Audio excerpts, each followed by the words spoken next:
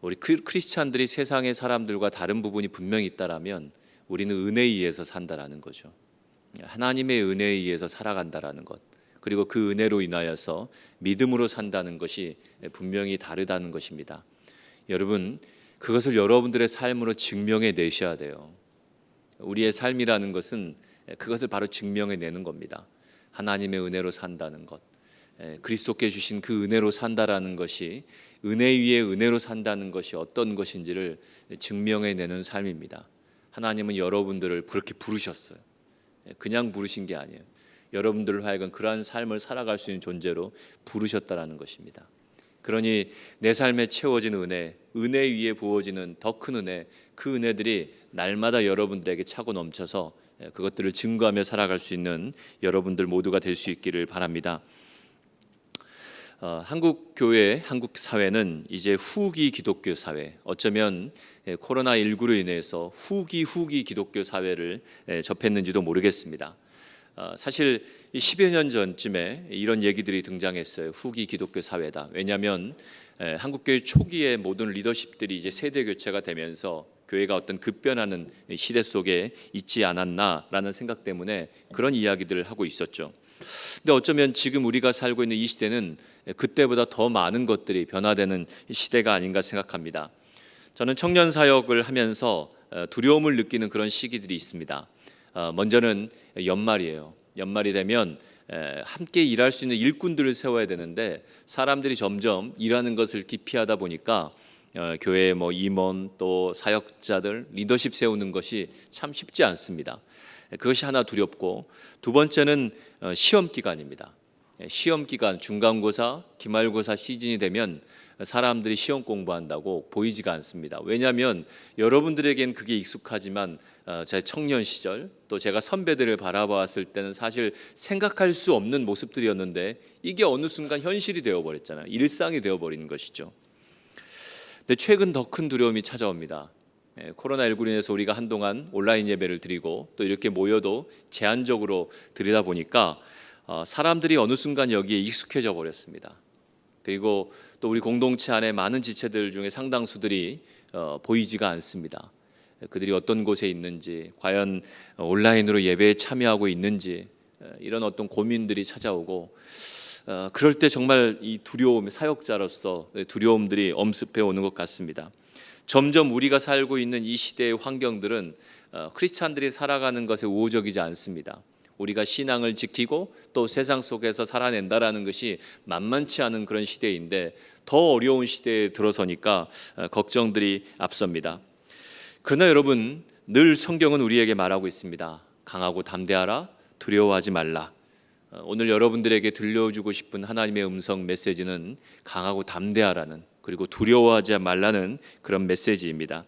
주님의 말씀을 통해서 여러분 힘을 얻으시고 강하고 담대하게 또 두려워하지 않고 믿음의 길을 담대하게 걸어갈 수 있는 여러분들이 될 수 있기를 주님의 이름으로 축복합니다. 청년들을 만나보면 많은 청년들이 고민하는 것이 자신의 진로의 문제입니다. 내가 어떤 길로 가야 될지, 어떤 삶의 방향을 가지고 살아가야 될지, 이런 고민들을 가지고 있는 청년들이 참 많습니다. 물론 청년들뿐만이겠습니까? 또 직장 생활 하시는 분들, 또 40대 50대의 중년층에 있는 사람들도 마찬가지일 것입니다. 내가 어떻게 앞으로 살아가야 가는지에 대한 고민을 누구나 가지고 있다라는 것입니다. 그리고 그런 고민을 가지고 있다라는 것은 동시에 미래에 대한 어떤 불안함과 두려움 또한 가지고 있다라는 이야기도 할 것입니다. 현대인들 모두가 이런 고민들을 가지고 있는 것이죠.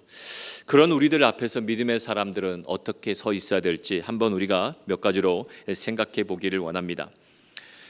하나님의 말씀, 특히 이제 구약 말씀을 보면 하나님께서 하나님의 백성, 또 하나님의 공동체에 대해서 말씀하신 것이고, 좀 더 분명하게 얘기하면 교회라는 공동체를 두고서 하시는 말씀입니다. 그러니 여러분, 성경이 어떤 책이냐라고 여러분 한마디로 정의한다면 여러분, 이것은 교회를 어떤 교회가 되게 하는가, 또 교회의 성도들이 어떻게 살아야 되는가, 교회는 어떻게 가야 되는가, 이런 것들을 알려주는 책이 바로 성경이 아닐까 생각을 합니다. 오늘 우리는 교회가 어떻게 존재해야 되는지, 교회가 어떻게 서 있어야 될지 그런 현실의 고민 앞에 놓여 있습니다. 우리 남부교회 청년부는 어떻게 서 있어야 될지, 어떤 위치에 있어야 될지 한번 늘 고민하면서 생각하는 또한 우리가 되어야 되겠습니다. 지금 이스라엘 백성들은 약속의 땅 앞에 서 있습니다. 400년 전에 하나님께서 아브라함을 부르셨죠. 그를 부르셔서 내가 내게 지시할 땅으로 가라 이 말씀을 하셨고, 아브라함이 자기의 모든 것들을 다 버려두고 하나님의 말씀을 쫓아갔습니다. 그런데 그 땅, 사실은 아브라함은 소유하지 못했어요. 아브라함은 그 땅에 온전히 정착하지 못했습니다. 그리고 그 약속은 훨씬 시간이 지나서 세대를 지나서 400년이 지난 후에 드디어 모세 그리고 이스라엘 백성들을 통해서 이루어지는 순간 속에 놓여 있는 것입니다. 하나님께서 모세를 통해서 이 약속을 이루어 가시는 것 같았는데, 그런데 모세도 어떤 일들로 인하여서 그 약속의 땅으로 들어갈 수 없습니다. 그저 약속의 땅을 바라보아야만 되는 안타까운 상황 속에 놓여 있는 것이죠. 그리고 세대 교체가 일어납니다.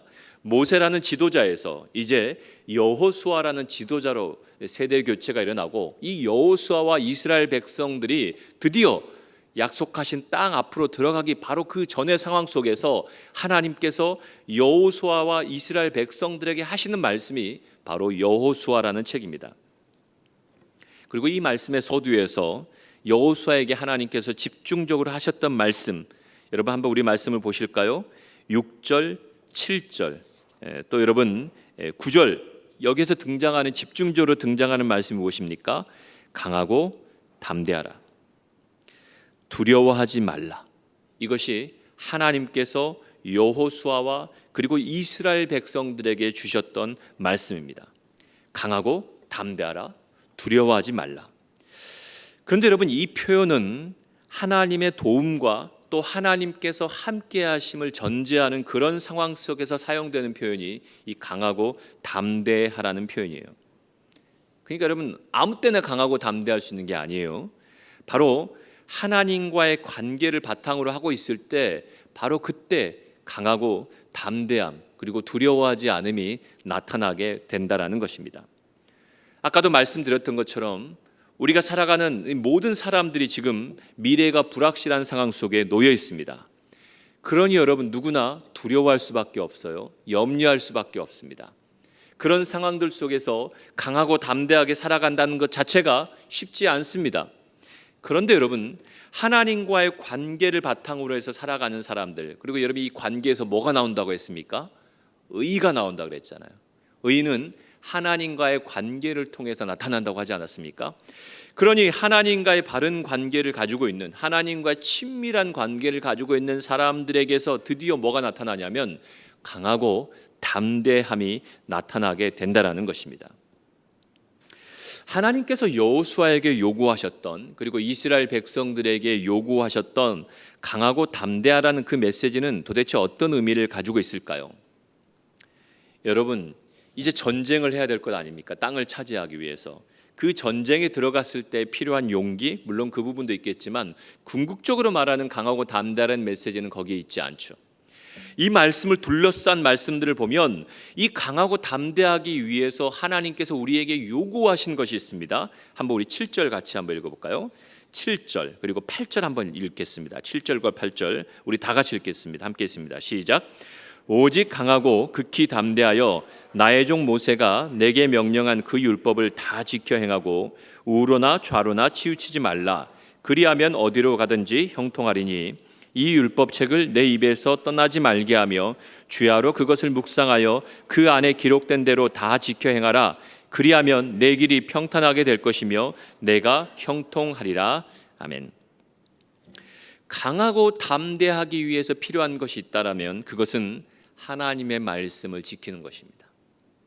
하나님의 말씀을 가까이 하여서 하나님의 말씀이 우리의 삶의 기준이 되어서 그 말씀을 통해 살아가는 것, 말씀대로 살아가는 것. 여러분, 여호수아와 이스라엘 백성들에게서 나오는 강하고 담대함, 그리고 그 강하고 담대함이 있어야지 약속의 땅을 차지할 수 있어요.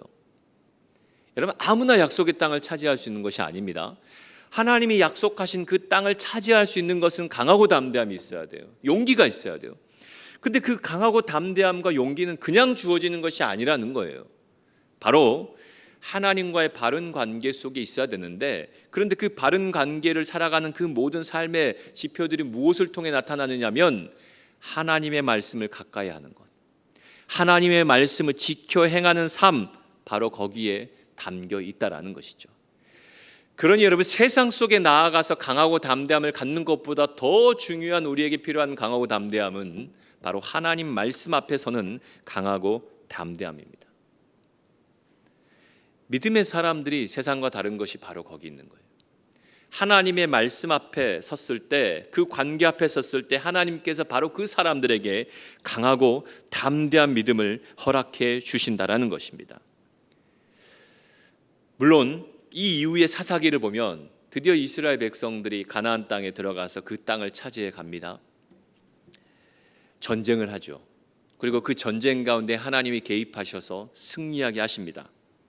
그런데 사사기에 들어가면 언제 그러니란 듯이 이스라엘 백성들이 하나님과 멀어져 있는 모습들을 보게 돼요. 강하고 담대함의 모습들이 보이지 않습니다. 또 사람들이 다 자기 소견에 옳은 대로 행하고 있는 그런 모습들을 볼 수 있습니다. 제가 말씀드렸던 후기 기독교 사회의 모습이 그대로 존재하고 있는 것이죠. 하나님의 분명한 기준 속에서 강하고 담대해야 될 이스라엘 백성들 공동체가 그 모습을 잃어버린 순간, 그리고 그 역사는 시간이 한참 지나고 이스라엘이 나라를 세우고 왕을 세워도 여러분 변하지 않습니다. 결국에 이스라엘 모든 나라들이 둘로 쪼개지고 결국에는 이방의 침략으로부터 나라가 무너지는 아픔을 겪고 마는 것이죠. 강하고 담대한 신앙의 삶, 이것이 오늘 우리 청년들에게 필요한 삶이라고 저는 확신을 합니다. 사랑하는 남북의 청년 여러분, 강하고 담대한 믿음을 소유하는 여러분들이 될 수 있기를 바랍니다. 그런데 그 강하고 담대함은 하나님과의 관계 속에서 올 것이고, 그 관계에 가장 기초되는 것이 바로 말씀에 대한 여러분들의 태도에 있다라는 것입니다. 청년들 만나면 많은 고민들 하고 있어요. 내 미래에 대한 고민, 내가 어떻게 가야 될지. 사실 여러분, 이것에 대해서 이야기해 주는 것 쉽지 않습니다. 어떻게 여러분들의 인생의 길을 우리가 내다볼 수 있겠습니까? 내가 어떤 길로 가야 되고 어떤 진로를 가져야 되고, 여러분, 이거 쉽게 말할 수 있는 상황들이 아니에요. 근데 저는 시간이 지나면 지날수록 이런 생각을 하게 됩니다. 우리가 어떤 길을 정해놓고 가는 것, 이것이 아니라 우리가 하나님과의 관계 속에서, 바른 관계 속에서, 또 말씀을 통한, 말씀을 지켜 행하는 그런 믿음의 삶을 살아가게 되면 결국 우리가 가는 곳에 하나님이 함께 하신다라는 그 믿음, 그것이 바로 우리를 담대하게 하지 않나 생각을 하게 됩니다. 그래서 강하고 담대하라는 말과 함께 붙여진 표현이 있습니다. 오늘 말씀의 제목이기도 합니다. 어디로 가든지. 제가 성경을 검색해 봤습니다. 어디로 가든지라는 이 표현을 타이핑해 보니까 성경 곳곳에 어디로 가든지라는 표현이 기록되어 있었습니다. 맨 처음 기록된 것이 창세기 28장이에요. 하나님께서 야곱에게 내가 어디로 가든지. 그래서 여러분, 야곱은 도망자이지 않았습니까? 형을 피해서 도망갔습니다. 그런데 그가 가는 어디로 가든지 그곳에 하나님이 함께 하셨어요. 황량한 사막과 같은 곳에 갔을 때도 하나님이 함께 하셔서 그로 하여금 하나님의 임재를 경험하게 하고 그곳에서 단열 쌓게 하시고, 또 외삼촌 라반의 집으로 가서 그 어려움을 당하면서도 하나님이 함께 하셔서 하나님이 함께 하신 그 은혜들을 경험하고 결국에 자기의 본래의 고향으로 돌아올 수 있었던 것이죠. 기근이 찾아왔습니다. 그 기근 가운데도 하나님이 함께 하셨어요. 여러분, 그뿐만이 아닙니다. 오늘 본문의 여호수아, 그리고 이제 가나안 땅에 들어가서 그곳에 나라를 세웠던 다윗 왕을 비롯한 여러 하나님의 사람들에게 말씀하셨던 것이 어디로 가든지 그곳에 하나님이 함께 하신다는 표현이 기록되어 있었음을 살펴볼 수 있었습니다.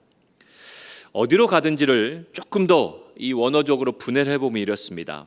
어디로 가든지, 이 콜이라는 단어가 있어요. 이 콜은 모두, 전체, 완전한, 그러니까 어디로 가든지는요, 우리가 어떤 곳에 있든지 우리가 존재하는 모든 곳을 얘기하는 것 아니겠습니까? 그리고 아셀이라는 것은 뭐뭐하는 사람, 얄라크는 가다. 그러니까 여러분, 우리가 가는 모든 곳, 그곳이 하나님이 함께하는 곳이 되는 거예요. 내가 어떤 진로가 있어서 그곳에만 가야지 하나님이 함께 하시는 것 축복의 길이 아니라, 여러분, 우리가 하나님과의 바른 관계에 있으면, 하나님의 말씀을 지켜 행하는 바른 관계 속에 있으면 여러분이 밟는 모든 땅이 여러분 하나님이 함께 하시는 곳이 되는 거예요. 그리고 그 속에서 역사가 일어나게 되는 것입니다. 때로는 우리가 어떤 세상의 어떤 기준을 충족하지 못해서 대기업을 갈 수도 있지만 그렇지 못할 수도 있어요. 또 어떤 시험을 준비했다가 그 시험이 되지 않고 전혀 예기치 않은 일을 할 수도 있겠습니다. 그런데 여러분, 그럴지라도 강하고 담대함을 가지는 사람들이 약속의 땅을 차지하게 될 것인데, 그런데 그 강하고 담대한 믿음을 가진 사람들은 그 모든 것들을 추적해 보면 하나님과의 바른 관계 속에 있는 것이 기초되는 그 믿음의 삶을 살아가는 사람이라는 것이죠. 말하지 않아도 여러분들이 다 고민들이 있을 거예요. 내가 어디로 가야 될지, 어떤 삶을 살아야 될지. 여러분 아닌 것 같죠? 잘 얘기 안 하잖아요. 근데 1대1로 만나보면요, 다 그런 고민 가지고 있습니다. 그런데 여러분 생각해 보세요. 내가 어디로 가는지 정해놓고 그것을 쫓아서 사는 것이 아니라, 내가 바른 관계 위에 있을 때 내가 가는 그 모든 땅, 내가 밟는 그 모든 것들이 하나님이 함께 하신다는 것, 이게 여러분 믿음이고, 그 믿음을 가지게 되는 사람들은 결국 강하고 담대하게 살아갈 수밖에 없게 되는 것이죠. 그러니 저는 여러분들에게 축복합니다.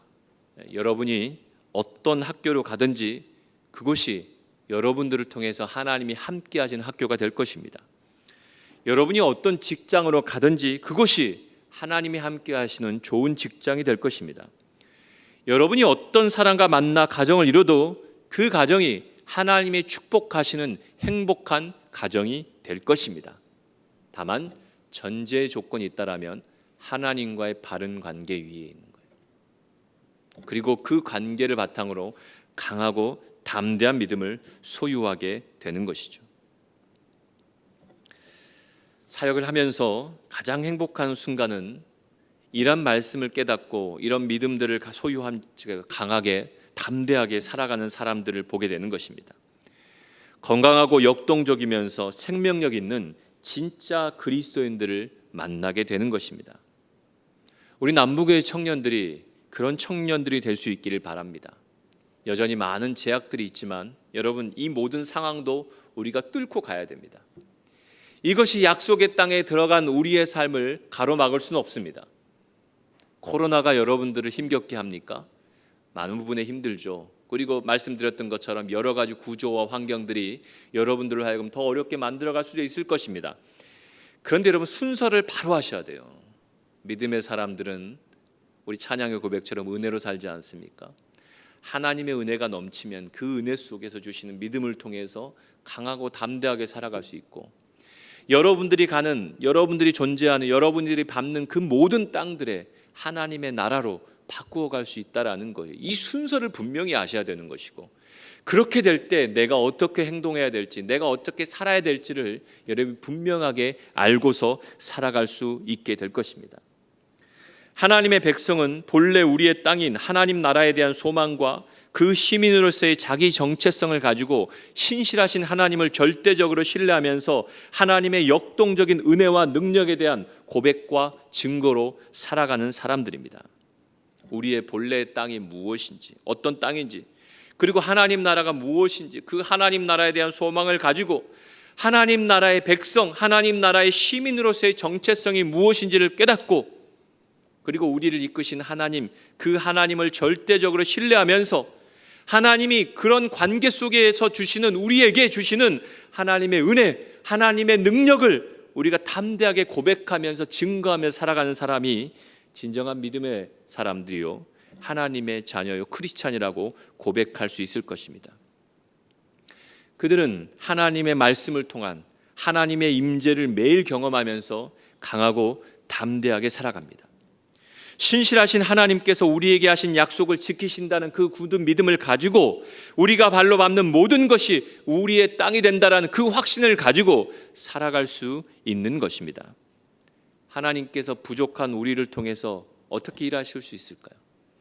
하나님은 부족한 우리를 부르셔서 세우셔서 세상 그 어느 누구도 일찍이 꿈꾸지 못했던 위대한 구원의 사역을 우리에게 맡겨주셨습니다. 앞을 바라보면 불안하고 걱정되고 또 여러 가지 두려움이 찾아오는 상황들이겠지만, 그러나 여러분, 그 상황들 속에서 다시금 하나님과의 관계에 집중하시고 또 하나님의 견고한 말씀의 기초 위에 서서 하나님께서 여러분들에게 요구하시는, 그리고 여러분들에게 부어주시는 그 강하고 담대함들을 경험할 수 있기를 바랍니다.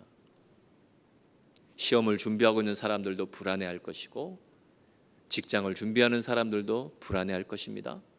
또 결혼을 앞두고 있는 사람들도 불안합니다. 집은 어떻게 사야지? 서울의 집값이 이렇게 비싸진다는데 어느 정도 비율로 올라야죠. 몇 년 만에 2배씩 막 올라가는 이 참 세상이 너무 잘못된 것 아니겠습니까?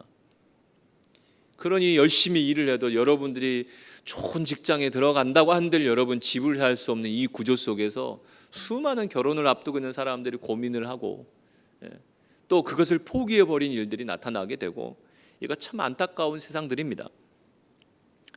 그런데 여러분, 그러면 그럴수록 우리의 모든 기초가 되는 것이 무엇인지를 생각하고 거기서부터 여러분들이 출발을 하셔야 되겠습니다. 금번 여름 수련회, 우리가 온라인으로 진행된 이 수련회 속에서 무엇보다도 여러분, 하나님과 우리와의 바른 관계, 그 부분들을 한번 점검해 보시죠. 그리고 그것이 여러분들의 삶의 기초가 될 수 있는 그런 수련회로 한번 만들어 갈 수 있었으면 좋겠습니다. 그리고 이것들을 통해서 여러분들이 강하고 담대한 믿음을 가지고 이 힘든, 이 어려움의 시대를 능히 헤쳐나갈 수 있는 믿음의 사람들로 그렇게 세워져 갈 수 있기를 간절히 축복합니다. 하나님은 여러분들에게 그런 믿음을 주실 것입니다. 하나님은 여러분들에게 여호수아와 같은 강하고 담대함들을 주실 것입니다. 그리고 반드시 여러분들로 하여금 그 약속의 땅을 차지하게 할 것입니다. 이것이 그저 꿈으로 끝나버리는 것이 아니라 여러분 삶의 현실로 다가오게 하실 것입니다. 그런 놀라운 은혜가 여러분들의 삶 가운데 가득 채워지기를 주님의 이름으로 축복합니다. 함께 기도하겠습니다. 우리가 어디로 가든지 함께 하신다는 주의 말씀을 듣습니다.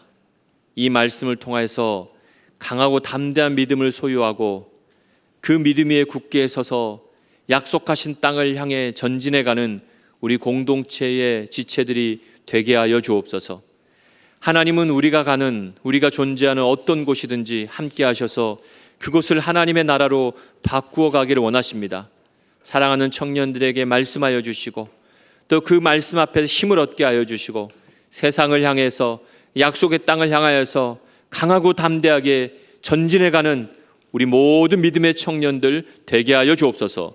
예수 그리스도 이름으로 기도합나이다. 아멘.